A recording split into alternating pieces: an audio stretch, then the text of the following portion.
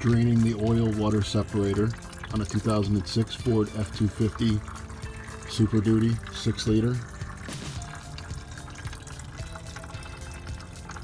Sorry for the bad lighting, but I'm under the truck.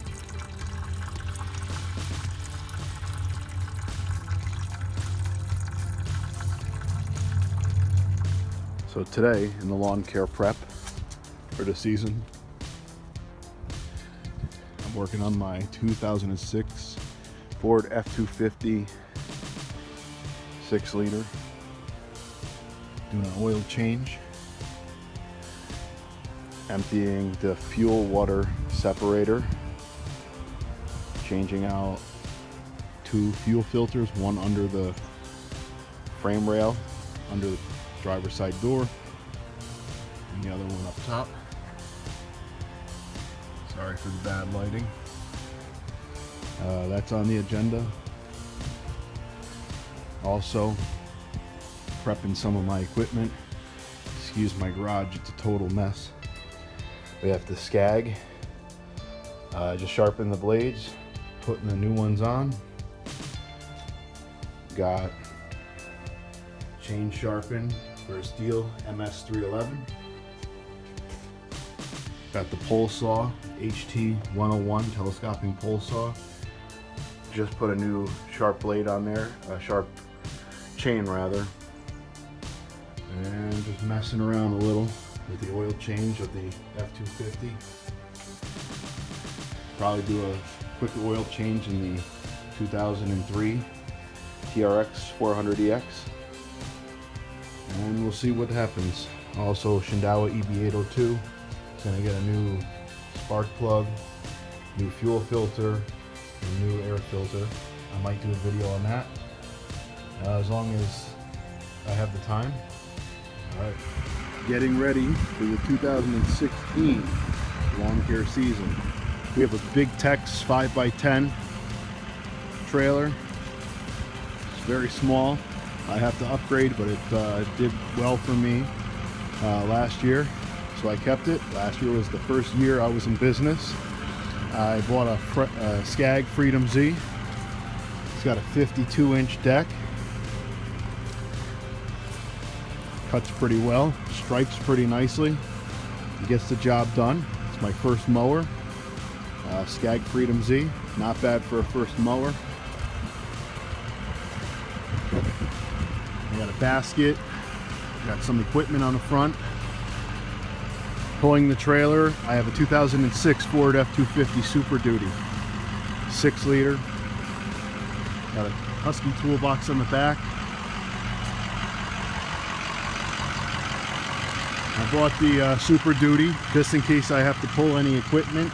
So far, this is my second year in business, and I'm already going to be pulling skid steers and different kinds of loaders.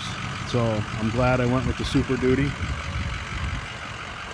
As I said, this is a Big Tex 5x10 landscape trailer. It's very small. I need to upgrade, but for now, it's alright, I guess. Just wanted to show you that. I got some trimmer racks. Bought them off Amazon, I think. Brand is Buyers. They're alright. Gotta do a little custom job to mount them. But they serve a purpose. They lock. Put the trimmer down here. Pull this. It locks the trimmer in place, and you throw a lock right through this part here. So that works. It just so happens that I have a Stihl HT101 telescoping tree trimmer. It's a chainsaw basically on a telescoping pole powered by gas, Stihl HT101. And I put the engine mount right up here, so the engine sits up here. The pole goes across, gets locked in here, and it sticks out just right here. So I actually am able to carry that, because carrying it in the truck, I have to open the back window to fit it, and it's just not safe, it's not secure. So that worked out just great. All right, guys, I'll get back to you later. All right, so we're in my garage. I know it's a mess, so excuse the mess. Here's my custom workbench I built. The top is actually MDF board. It's coated with a and enamel paint to keep it from peeling or anything if it gets a little wet. So far it's been holding up great. 4x4s as the legs. It's 4 feet deep by 6 feet long, and the thing weighs a ton. I have my Shindaiwa EB802 backpack blower. I love it. I had nothing but good things to say about this. I've never had an issue with it. I use it all the time. I don't even know how many hours are on it, but I've spent a lot of hours using that. Out of all my equipment that I have, even my mower, I actually use the blower the most. It was about $500 for that blower. I know I could have went with a different brand, but I have used one of those in the past and it was excellent. It's never failed me. I have my Stihl MS311 chainsaw. It's got a 20-inch bar. Let's take a look at that.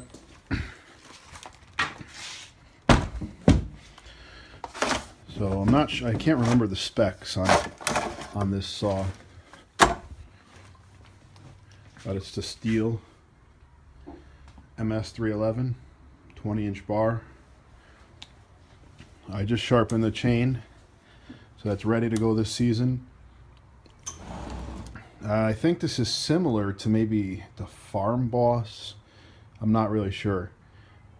This saw is about $550 if you buy it new, which I did. The first job I ever did with the saw, I made my money back completely and profited money on top of that, so I was very happy.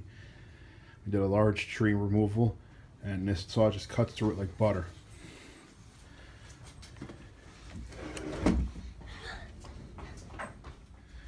So if you want, I guess people are asking for a start to see how it starts up. Here's the muffler. It's completely cold. It has not been run today. So let's take it outside and give it a whirl. See what happens.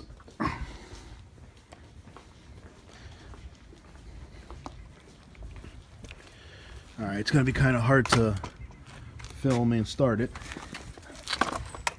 We'll set it. There's Zeus, a German Shepherd. Alright. Let's try to do this with one hand. Alright. So that was all the way down. Move it up one. Decompression in.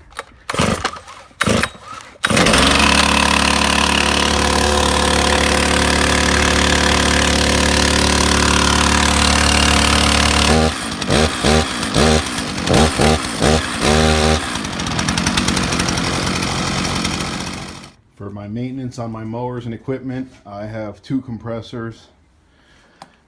One is a Craftsman. There's the model number right there. It's a large, pretty large unit. It's not the biggest, but it does pretty good. It's good for a stationary unit. And then I actually have a Bostage pancake compressor, and I actually use this one the most. This one's very portable. It's great for filling up tires and just doing anything. You can take it with you.